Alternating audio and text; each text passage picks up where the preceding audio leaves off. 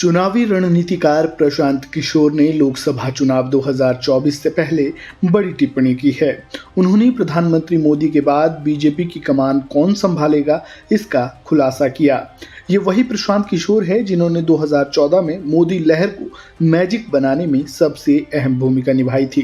प्रशांत किशोर उर्फ पीके ने कहा कि ये बात सच है कि बीजेपी पीएम मोदी के चेहरे पर लगातार चुनाव जीत रही है। ये जहां बीजेपी की सबसे बड़ी ताकत है तो वहीं समस्या भी।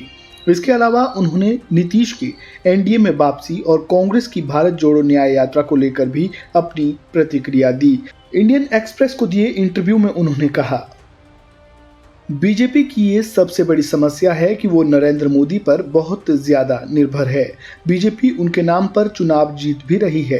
प्रधानमंत्री मोदी के बाद बीजेपी की कमान कौन संभालेगा, इसके जवाब में उन्होंने कहा कि मैं नहीं जानता कि कौन मोदी के बाद बागडोर संभालेगा, लेकिन वो जो भी होगा उनसे भी ज्यादा हार्डलाइनर होगा।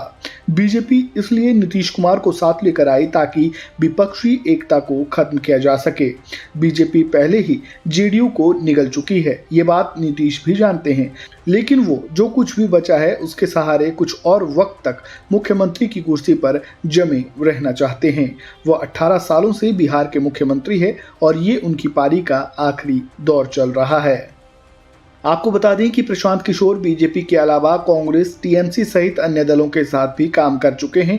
कांग्रेस और बीजेपी का अंतर समझाते हुए उन्होंने कहा कि कांग्रेस आधार योजना लेकर आई लेकिन उसका कभी फायदा नहीं उठा सकी, जबकि बीजेपी ने न सिर्फ इस स्कीम को जनता तक पहुंचाया बल्कि अपनी हर योजना को आधार से जोड़ा, जिसका फायदा उसे चुनाव में भी मिला। अब कांग्रेस इसके क्रेडिट की बात करती है। वहीं राहुल गांधी के नेतृत्व में निकाली जा रही कांग्रेस की भारत जोड़ो न्याय यात्रा पर भी पीके ने सवाल उठाए। प्रशांत किशोर ने कहा कि प्रधानमंत्री मोदी लगातार अपनी छवि बदलते रहते हैं। यही कारण है कि वे बीते 10 सालों से लगातार सफल हो रहे हैं। मैं कांग्रेस को लगातार सलाह देता रहता हूं कि नए अवतार में आए। कभी आप राफेल की बात करते हैं तो कभी हिंदुत्व की। इन सब से काम नहीं चलेगा। आपको अपने एक मुद्दे पर टिकना होगा और उसे जनता के बीच लेकर जाना होगा। राजनीति भी शेयर बाजार की तरह है, यहाँ कोई एक से दूसरे मसले पर उछल नहीं सकता। वहीं महिला मतदाताओं की भूमिका को लेकर उन्होंने कहा कि महिलाओं की भूमिका चुनाव में काफ़ी अहम होती है। वो एक अलग ही वोट बैंक है। आपको जाति और मंडल के नाम पर पुरुष आंदोलन करते हुए नजर आ जाएंगे, लेकिन जब राम मंदिर की बात होती है तो वहां आपको महिलाएं ही नजर आती है।